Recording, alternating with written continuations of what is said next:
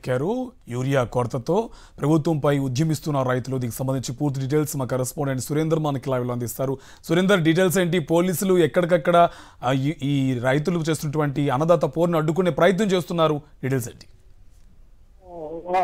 ఈ రోజు రాష్ట్ర వ్యాప్తంగా రైతులకు అండగా ఎవరైతే వ్యవసాయం చేస్తున్నారో వాళ్ళకి యూరియా అత్యంత కీలకం. కానీ కూటమి ప్రభుత్వం అధికారంలోకి వచ్చిన తర్వాత యూరియా కోసం రైతులు పడిగాపులు కాస్తున్న పరిస్థితి కనిపిస్తుంది.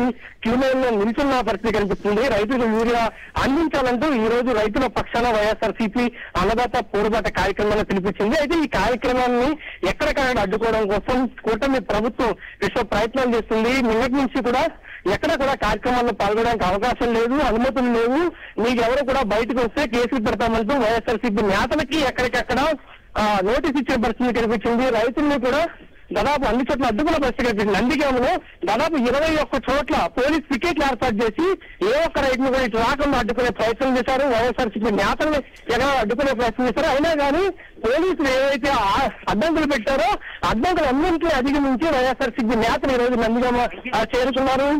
పూర్తిగా వైఎస్ఆర్సీపీ పార్టీ కార్యాలయం నుంచి ఆర్టీఓ ఆఫీస్ వరకు దాదాపు 6-7 చోట్ల పెట్టిన పికెట్లు తోసుకుంటూ వాళ్ళంతా కూడా ముందుకెళ్లిన పరిస్థితి. అడుగడిన పోలీసులు అడ్డంకులు సృష్టించారు. అన్నింటినీ సృష్టించినా ఖచ్చితంగా రైతుల తరఫున మేము ఉంటాము, రైతుల పక్షాన మా వాయిస్ వినిపిస్తామంటూ వైఎస్ఆర్సీపీ నేతలు వచ్చిన పరిస్థితి. నేతల లోపల పంపిన బయట అదే ఉద్రిక్త పరిస్థితి కొనసాగింది. కార్యకర్తలు కానీ రైతులు కానీ లోపలికి వెళ్ళకుండా అడ్డుకునే ప్రయత్నం పోలీసులు చేశారు.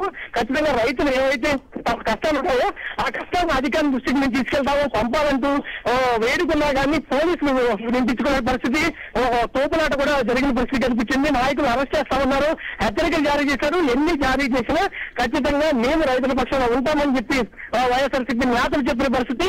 ప్రస్తుతం గట్టిగా ఆర్డీఓకి మాట్లాడి సమస్యలతో కొన్ని వినతి పత్రాన్ని ఆర్డీఓకి సమర్పించిన తర్వాత మళ్ళీ అక్కడి నుంచి నేరుగా బయటకు వచ్చారు. ర్యాలీగా వైఎస్ఆర్సీపీ పార్టీ కార్యాలయానికి అయితే నాయకులంతా వెళ్తున్న పరిస్థితి కూడా మనం చూస్తున్నాం. భారీ స్థాయిలో అంటే ఎక్కడికక్కడ ఆంక్షలు పెట్టినా వేలాది సంఖ్యలో రైతులు బయటకు వచ్చి వైఎస్ఆర్సీపీ నిర్వహించిన అన్నదాత పోరుబాటు కార్యక్రమంలో పాల్గొన్నారంటేనే రాష్ట్రంలో రైతుల పరిస్థితి మనం అర్థం చేసుకోవచ్చు. కూటమి ప్రభుత్వం వ్యవసాయానికి అండగా ఉంటామని చెప్పి మాటలు చెప్తున్నప్పటికీ ఆచరణలో మాత్రం ఎక్కడ రైతులను పట్టించుకోవడం, ఒక యూరియా బస్తా కూడా ఇవ్వలేదు. దాదాపు 10-15 ఎకరాలు చేసే కౌలు రైతు కూడా అరబస్తా యూరియా వాళ్ళు ఆందోళన చేస్తున్న పరిస్థితి. నిన్న ఎన్టీఆర్ జిల్లాలో కూడా దాదాపు గంటల ఆ ప్రాంతంలో చెట్టు అన్ని రోడ్ల మీద పెట్టి వాళ్ళంతా ఆందోళన చేస్తున్న పరిస్థితి కనిపించింది. అయితే ఆర్భాటాలు భారీగా చేస్తున్న కూటమి ప్రభుత్వం ఆచరణలో మాత్రం రైతులకు యూరియాలు అందించడంలో పూర్తిగా విఫలమైందని చెప్పొచ్చు. ప్రభుత్వ వైఫల్యానికి నిరసనగా ఈ రోజు వైఎస్ఆర్సీపీ కార్యక్రమం అడ్డుకునే ప్రయత్నం కూటమి ప్రభుత్వం చేసింది. పోలీసులకు పెట్టిన అడ్డంకులు కూడా అధిగమించి ఈ రోజు సక్సెస్ చేశారని చెప్పాలి రైతులంతా ఈ కార్యక్రమాన్ని. అండ్ సురేంద్ర, ఒక యూరియా బస్తా దొరకాలంటే మినిమం కొన్ని గంటల పాటు, ఒక రోజుల తరబడి ఎదురు చూడాల్సిన పరిస్థితి ఏపీలో దాపురించింది. అట్ ద సేమ్ టైం ఆ రైతును రాజును చేస్తామన్న వాళ్ళు ఇవాళ రోడ్డు మీద తీసుకొచ్చి ఆందోళన చేసేలా కూడా కూటమి ప్రభుత్వం తీసుకొచ్చింది. అట్లీస్ట్ ఇంకా యూరియా కొరత ఎప్పటికైనా తీరే విధంగా ఏమైనా పరిస్థితులు కనిపిస్తున్నాయా?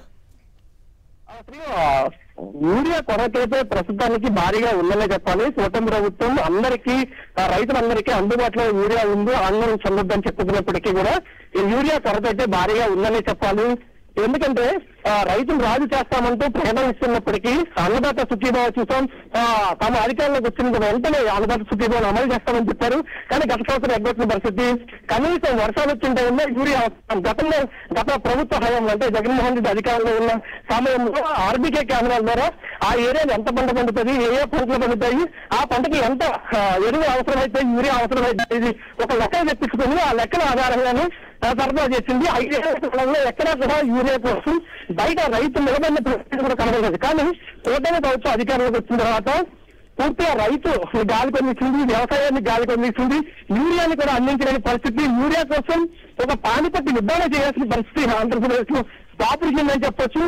యూరియా ఎక్కువ వాడితే అనారోగ్యం వస్తుంది కాబట్టి యూరియా వాడడం తగ్గించండి అంటూ ఉచిత ఇస్తున్న ప్రభుత్వ నేతలు మనకి ప్రస్తుతం కనిపిస్తున్నారు.